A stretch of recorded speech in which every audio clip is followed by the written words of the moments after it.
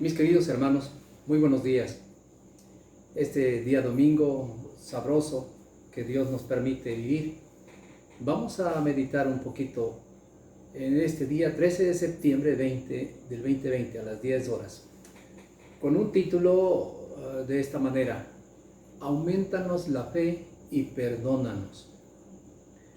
El texto bíblico es de Lucas 17, del 5 al 6. Que Dios les bendiga a todos allá donde están. Oremos a Dios. Padre amado, en el nombre de Cristo te pedimos tu bendición ahora, Señor, al meditar en tu santa palabra para hoy, Señor. En el nombre de Jesús oramos. Amén. Dice el pasaje de Lucas 17, del 1 al 6, dice: Dijo entonces Jesús a sus discípulos: Imposible es que no vengan tropiezos, mas hay de aquel por quien vienen. Mejor le fuera que le atase al cuello una piedra de molino y se le arrojase al mar, que hacer tropezar a uno de estos pequeñitos. Mirad por vosotros mismos. Si tu hermano pecare contra ti, repréndele, y si se arrepintiere, perdónale. Y si 7 veces al día pecare contra ti, y 7 veces al día volviere a ti diciendo: me arrepiento, perdónale. Dijeron entonces los apóstoles al Señor: aumentanos la fe. Entonces el Señor dijo: si tuvierais fe como un grano de mostaza, podrías decir a este sicómoro: desarráigate y plántate en el mar, y os obedecería. En la historia antigua, hermanos, hay un relato de un valiente capitán cuya bandera estaba casi siempre en la primera línea de batalla. Su espada era temida por sus enemigos porque era el heraldo de la victoria. Su rey le pidió una vez que le mostrara su espada. La tomó con cuidado, la examinó y la devolvió con el siguiente mensaje: no veo nada maravilloso en esta espada. No entiendo por qué un hombre pueda tener tanto miedo. El capitán le envió la respuesta: vuestra majestad se ha dignado en examinar la espada, pero no le envié el brazo que la maneja. Si hubiera examinado el brazo y el corazón que la maneja, hubiera entendido el misterio. Mis queridos hermanos, nos ha tocado vivir un tiempo sumamente impresionante. Cualquiera de las nuevas generaciones que llegara a preguntarnos cómo fue posible que vivieran un tiempo en que ya no se podía salir a la calle, salvo con una razón urgente o muy necesaria. Y si salíamos, había que llevar un cubreboca o careta por todo el trayecto de salida, como solo lo veíamos en los delincuentes. Además, tener que estar lavándonos las manos cada momento y guardar una sana distancia entre las personas, etcétera, etcétera. Y esto, entre otras cosas más, como la inseguridad y la delincuencia vida. Aunado a ello, toda esta falta de amor y perdón al prójimo, como la ayuda que debemos dar a todos siempre. Y entonces decimos: qué mundo, caramba, ¿verdad? ¿Y qué puede estar pidiendo de nosotros el Señor hoy? Y en medio de todo esto, Él nos dice que vivamos mirando por los demás, aún en los casos más difíciles, para transformarlo todo, y en lo que podamos con fe. Y para esto hay que decir con solicitud al Señor, como dijeron los apóstoles: aumentanos la fe. Sin embargo, el Señor tiene una respuesta muy clara y muy precisa para ellos, como lo tiene para nosotros. Mi proposición es explicar que para ser realmente efectivo a los ojos de Dios, hoy tenemos la necesidad de fe en Cristo. Solicitar de Él esa fe real y viva, y que no nos interese qué tan grande llegue a ser esa fe que tengamos en Él, sino la calidad que tiene esa fe. En primer lugar, mis hermanos, una enorme necesidad de tener fe en Dios para hacer lo que Cristo ordena en este tiempo. Inciso A: el Señor Jesús había dado a sus discípulos un panorama muy profundo de perdonar las ofensas de alguno de sus semejantes, lo que les hubiera hecho, diciendo que es imposible que no hubiera tropiezos en la vida cristiana, que si su hermano pecara contra alguno también, y este arrepentido le pidiera perdón, le perdonara, de acuerdo a Lucas 17, 1 al 4. Inciso B: más aún 7 veces, dice, si pecara contra uno y 7 veces al día viniera a pedirle perdón, le perdonara. Luego entonces, para hacer algo así se necesita tener una gran fe. Inciso C: Y entonces los discípulos la solicitan de Jesús, diciéndole, aumentanos la fe. No se puede actuar de manera como Cristo les enseña si no tiene fe. Pues siempre que alguno pretenda perdonar a su hermano ofensor, si no está basado en la gracia divina, dicho perdón nunca puede ser real. Pues para llegar a tanto se necesita una fe especial, venida de la mano gloriosa de Dios al corazón humano, ya que el pecado que mora en los corazones impide poder dar dicho bien. Inciso D. Por eso es que los discípulos ven la gran necesidad de fe en Cristo, que les enseña cómo deben ser ahora que ya le conocen y que han creído en Él. Número 2. Solicitar a Dios en nombre de Cristo que les dé esa fe real y viva necesaria para hacer lo que Él les ordena. Versículo 5 dice, dijeron los apóstoles, Señor, aumentanos la fe. En realidad, si no fuera porque tanto los discípulos como nosotros somos pecadores y sin Cristo estamos separados de la gloria de Dios, no tendríamos problema para obedecer al Señor en todo, y aún en esto que es muy importante para la vida en comunión con los demás, de acuerdo a Romanos 3:23. Inciso B.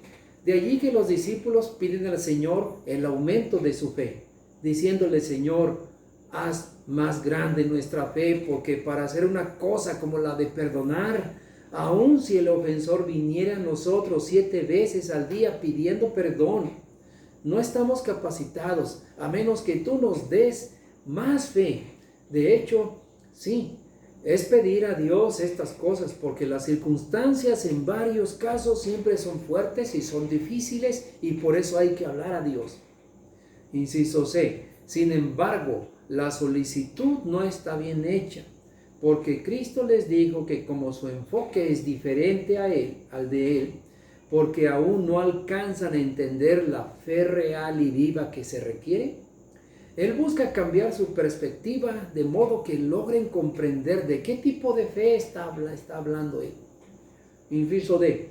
Se trata de una fe que tiene calidad, la cual es puesta en Cristo, y no una que se mida por la cantidad como lo medimos los humanos, y tiene la capacidad de ser efectiva de verdad. Número 3. No importa qué tan grande sea la fe que tenemos, sino lo efectiva que ésta es puesta en Jesús. Inciso A.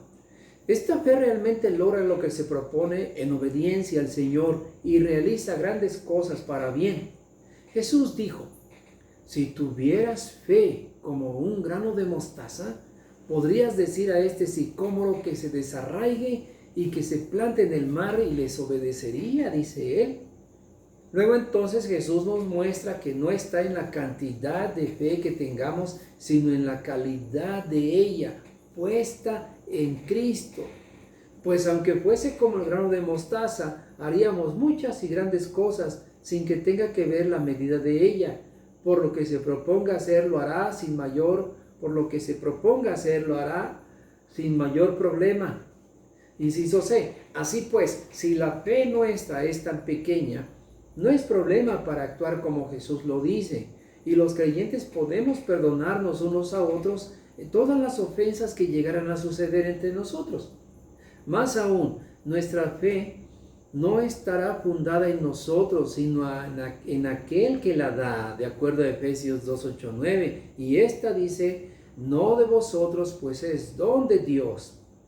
Esto es suficiente. Inciso D. Por eso Pablo habla que no hay nada que a un creyente lo pueda detener cuando se trata de la comunión de los creyentes y su comunión con Dios. Porque dice, las armas de nuestra milicia no son carnales, sino poderosas en Dios para la destrucción de fortalezas, derribando argumentos. Porque de pronto nos defendemos con muchos argumentos, ¿verdad? Para poder olvidarnos de poder ver por los demás.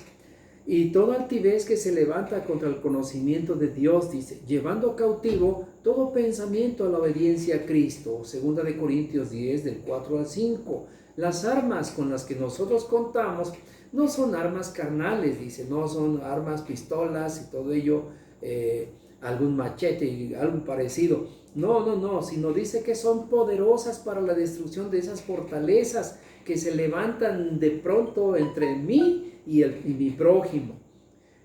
Aquellas cosas que de pronto no me dejan acercarme, ni siquiera poder ver por él o por ella y ayudarle, o pensar en qué le estará pasando a mi hermana, a mi hermano, puesto que somos hijos de Dios.